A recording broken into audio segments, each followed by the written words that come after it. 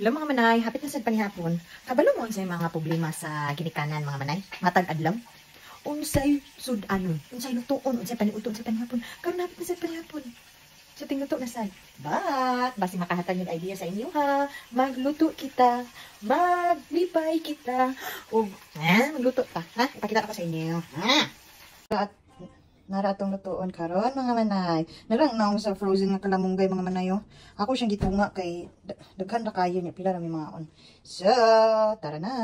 Char. Okay. Gata ta mga manay.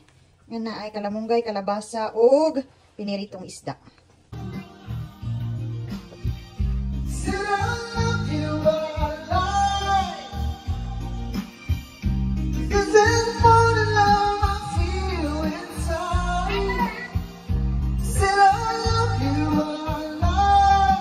Hoy, sa'yo pang lyrics.